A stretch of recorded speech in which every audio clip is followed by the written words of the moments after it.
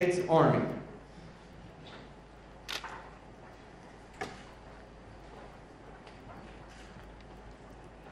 Corporal Carlos Tinoco, United States Marine Corps.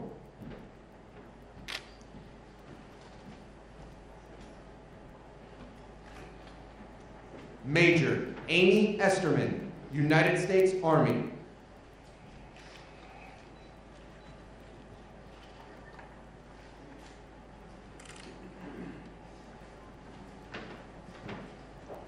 Petty Officer Sade Ford Jack, United States Navy.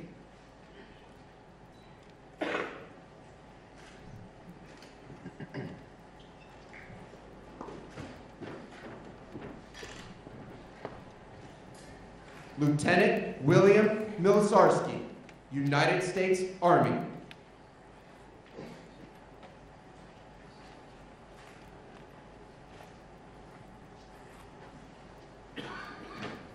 Corporal Alejandro Muro, United States Marine Corps.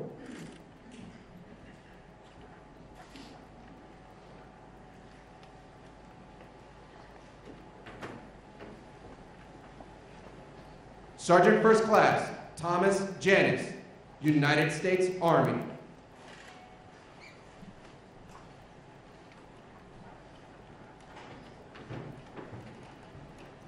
Sergeant First Class David Mathis, Jr., United States Army.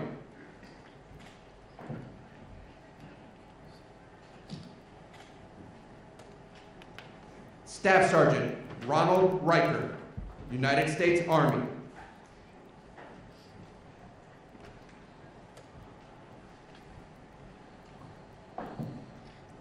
Lieutenant Colonel Audra Lyons, United States Air Force.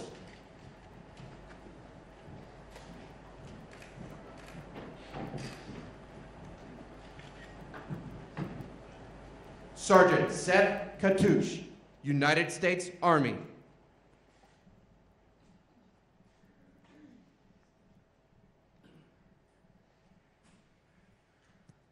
Colonel Gregory Gadsden, United States Army.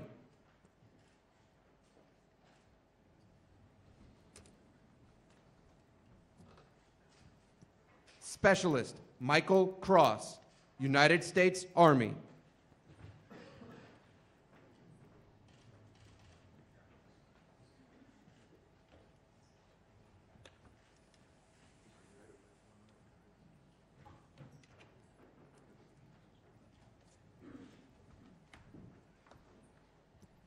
Chief Petty Officer Sharona Young, United States Navy.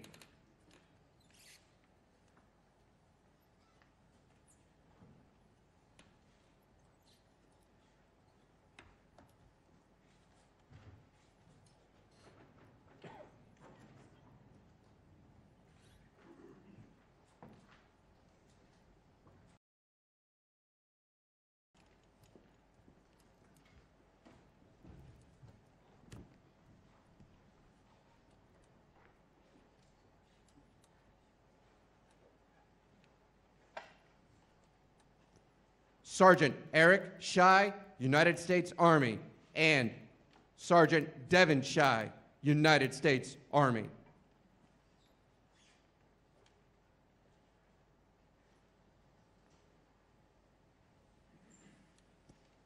Petty Officer Eric Hernandez, United States Navy.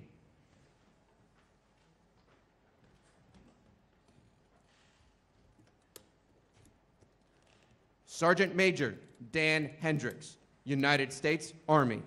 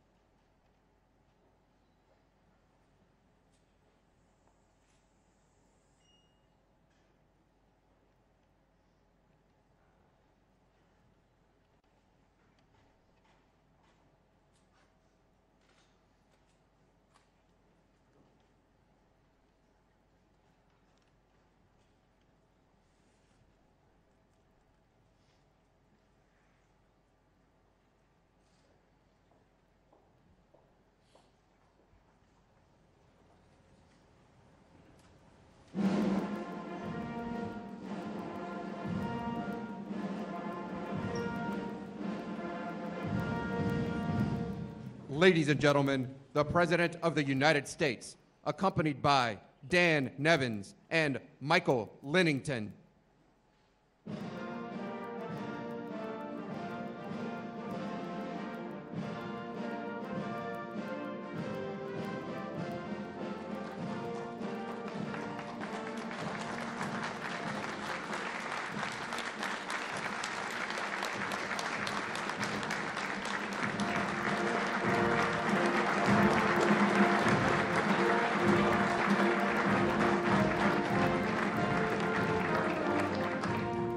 Thank you very much.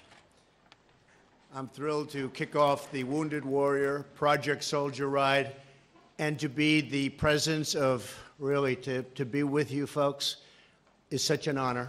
I know some of you. We've been dealing together for more than a year. I've watched you get better and stronger, and you're stronger than all of us, so I want to thank you all for being here. Thank you. Thank you very much.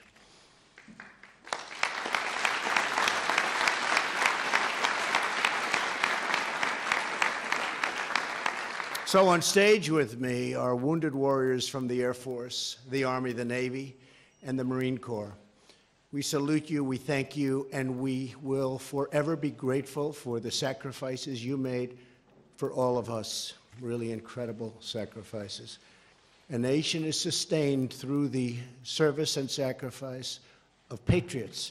Each of you is part of the long, unbroken chain of courageous Americans who have answered the call in every generation, defending our families, our freedoms, and our great American flag, which we love, right?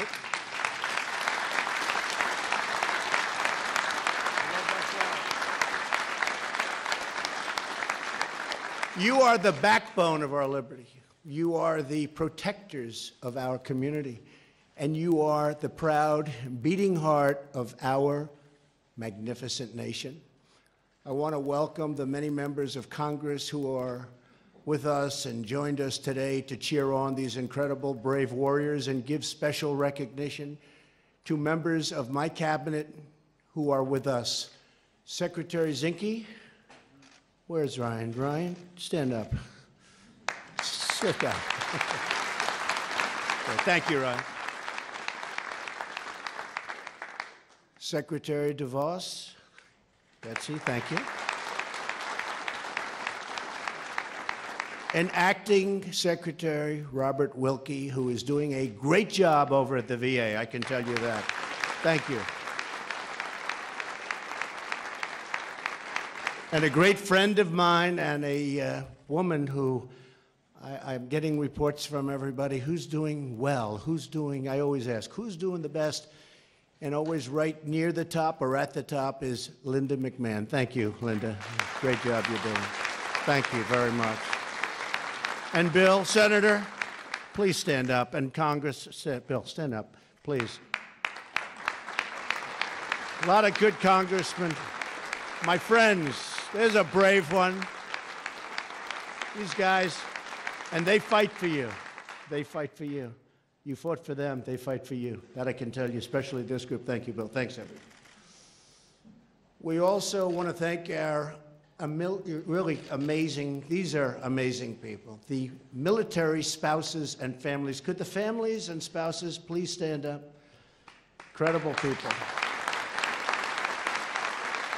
Incredible people.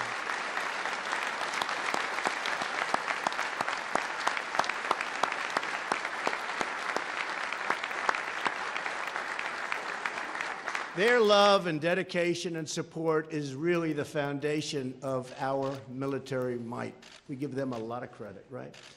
So I especially want to thank Mike Lennington and everyone at the Wounded Warrior Project. Thank you, Mike, and Mike has done an incredible job. Mike spent 35 years leading soldiers as an infantry soldier, reaching the rank of lieutenant general. And I know Mike agrees that there is no more important job than supporting the warriors who have fought and bled to keep us free. So I want to thank you very much. We all want to thank you.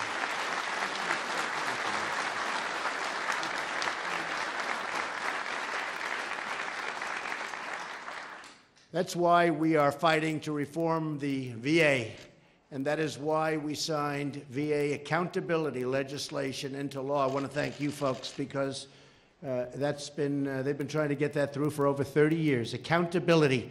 We want accountability. They don't treat our vets good. We want them out, and that's what we can do now. We couldn't do it before. That was a tough one to get through, but we got it through. And now we're going for choice, and we're going to get choice, and that's another one that I've wanted right from the beginning, and we'll get that done too. So I'm so happy with accountability. It's been working on so long. We have people that were terrible working there, and they're gone. And before, we couldn't do anything about them. But we're very happy, and we're going to have the finest choice program that you've ever seen. In fact, we turned down one program because we truly didn't think it was good enough. Is that right? We could have gotten it passed, and I said, nope, not good enough. We're going to go for the real deal. So we're going to have choice. There's no more waiting on lines for 12 weeks, and you can't get the doctors. You can't get what you need. So we're going to have choice. It's going to be a really good one, and these folks are going to be responsible for it. So I want to thank you all. This month marks the 4th anniversary of the Phoenix VA scandal, a horrible scandal. And we must make sure that this kind of tragedy never, ever happens again. We must always protect those who protect us. The heroes in this room today come from every background and every single walk of life. But they are united by the sacred bonds of duty and loyalty that hold us together as one nation under God. Your devotion, your endurance, and your unbreakable will are all a great inspiration to every single American. Each of you has endured life-changing injuries. Each of you has conquered adversity with resolve, never giving in, never giving up, and never, ever backing down. Have you ever given in, anybody here? I don't think so. Huh? This is not a stage of those that gave in. Is that right? Would you say? Do we have any giver-inners? I don't think so.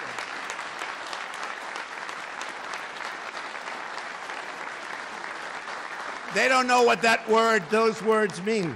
They don't know. They are winners. As the nation and all nations watch you ride today, they will see the fighting warrior spirit that thrives in your souls. And by the way, our military, recent budget, General Mattis asking, $700 billion. Never happened before. And next year, we don't even talk about it, already approved, $716 billion. So that's really something. That's what we had to get. That was number one on our list, even though we had to approve a couple of things that we weren't so happy with because of some folks that are not friendly to our military. $700 billion and $716 million and $6 million for opioid. We're going to fight that opioid situation harder than anyone's fought it before. We've already begun. But $6 billion for opioid and stopping that scourge, and also for working with those that have unfortunately met with the opioids in a very bad fashion. So we're going to spend a lot of time, a lot of effort, and now we have the money. So thank you all, fellas. That's great.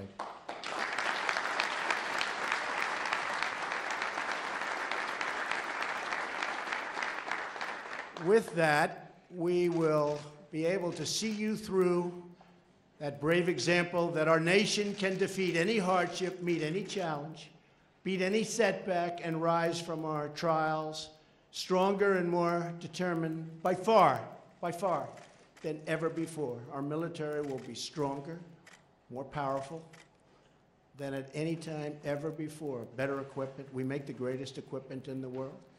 It also means jobs. By the way, far secondarily, jobs. Jobs are a benefit, but that's far secondarily.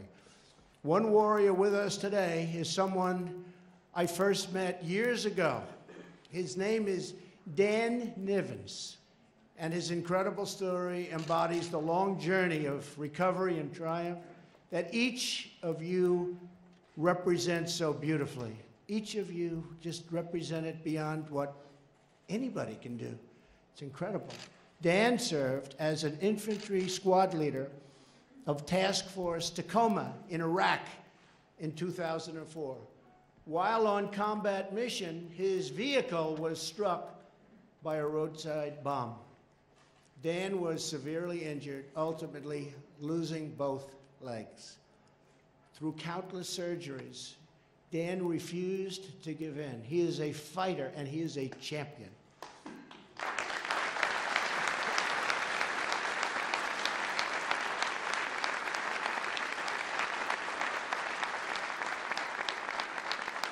And the Wounded Warrior Project was there to help Dan along his difficult journey where he's had such tremendous success.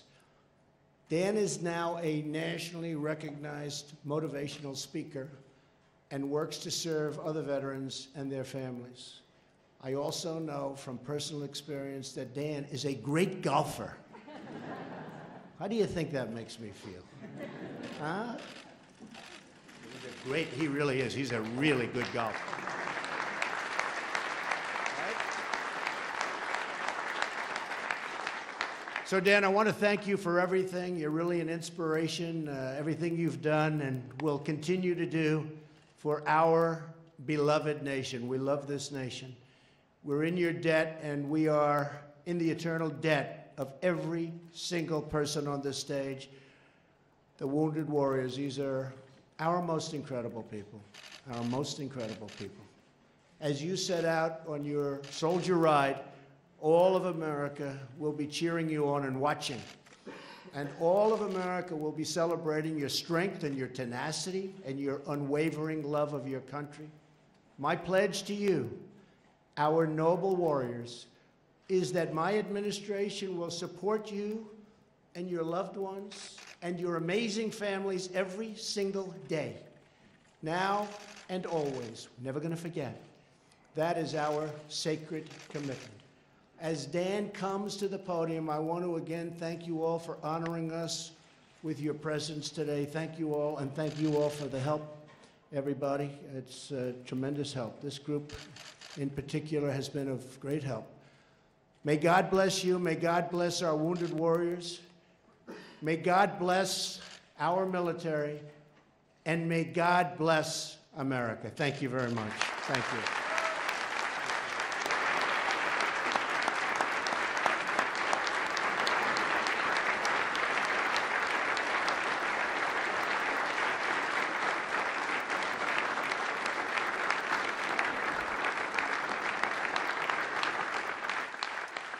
Thank you, Mr. President.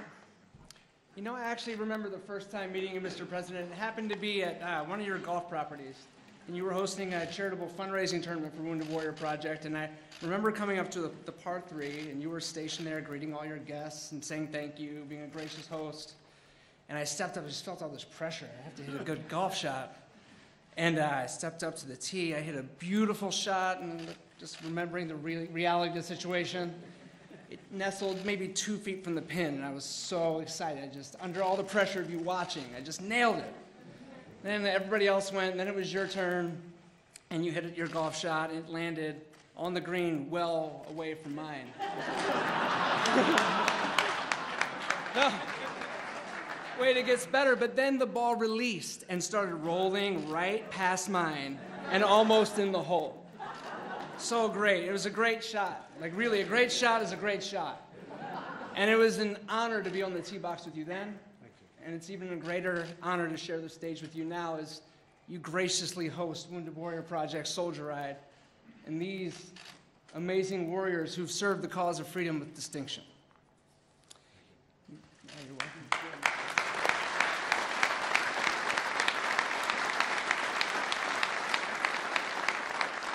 And it's truly a privilege for me to be here to celebrate 15 years of Wounded Warrior Project, an organization that has done so much for me and countless other warriors and families through the life-saving programs and services that they provide every single day.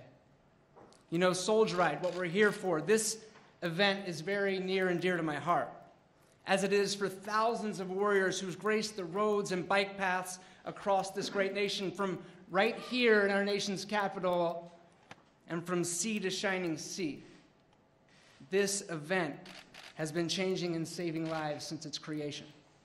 You see, as you heard, I'm a wounded warrior, and my life was changed forever 13 years ago when an improvised explosive device detonated beneath my vehicle and shattered life as I knew it.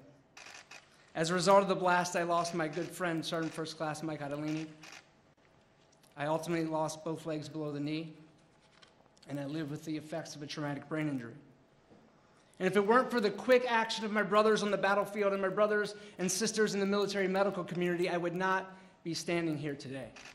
I'm so very grateful for all the love, support, and help I received in my transition from the battlefield back to civilian life. And I'm certainly grateful for how Wounded Warrior Project intervened and showed up for me. From my first day at Walter Reed to how they show up for me right now. These are the ones that helped me learn that disability didn't define me, but that I get to define what the rest of my life was going to be like. And they helped me learn that anything is possible when I put in the work. And I vividly remember my first soldier ride in 2006, and I was a recent amputee, and I was wrestling with the visible and invisible wounds of war, and I thought that I couldn't. And then, through their motivation, I put in the work. And I finished the almost 400 miles with a new understanding with what was possible for my life and what was possible for everything that laid out as I journeyed to find my new normal.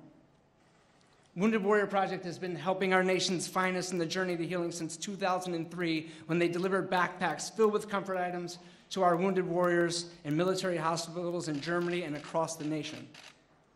Today, they deliver over a dozen life-changing and life-saving programs that deal with mental health, physical health and wellness, economic empowerment, and engagement with each other as warriors, with our families, and our communities when we return home.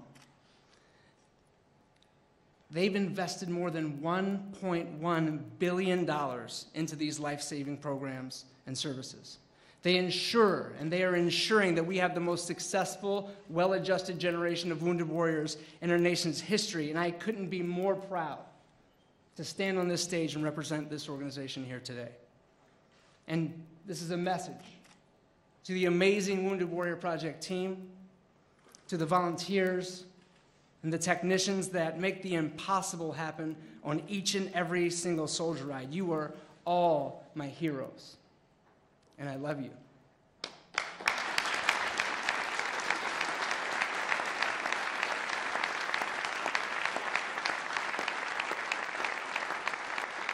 And to the warriors here today,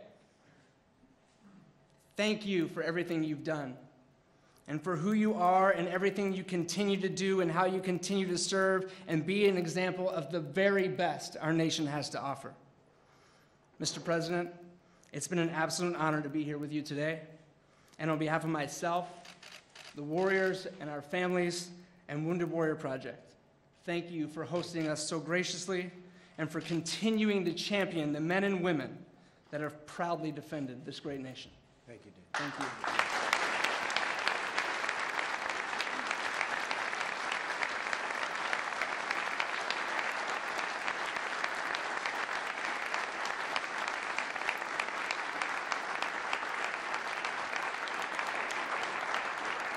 And now I have the distinct honor to introduce the lead of Wounded Warrior Project, the team that is Wounded Warrior Project, an outstanding man, a great friend, Lieutenant General Mike Lennington.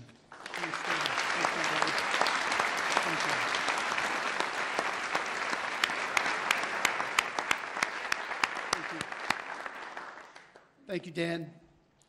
Dan is what really is the epitome of success in our warrior population.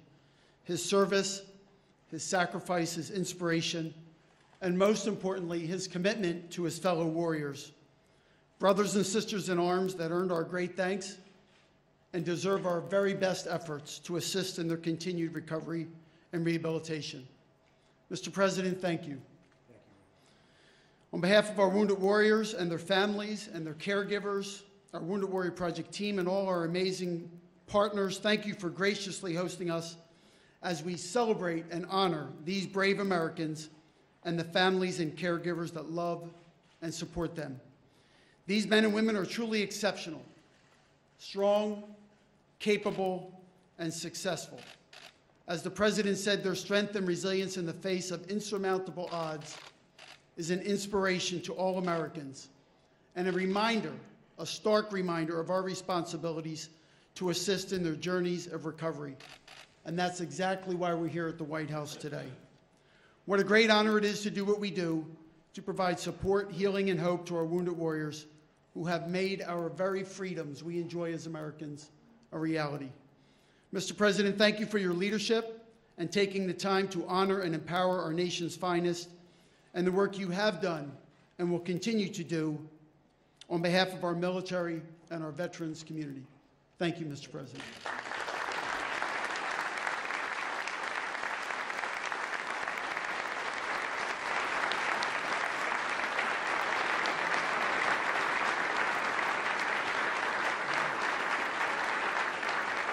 I thought while we were here, first of all, hello, Elizabeth Dahl. Hi. How are you, sweetheart? Thank you very much for being here. Such a great husband and a great family. We appreciate it and all you do. Thank you very much.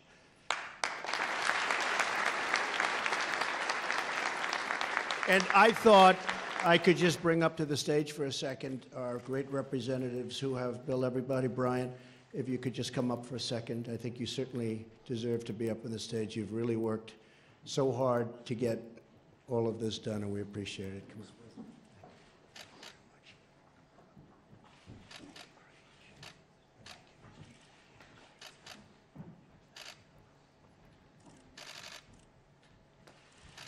You're in for office. Nobody's going to beat him, right? Nobody. How about saying a word on behalf of? I have the privilege to speak on behalf of Congress.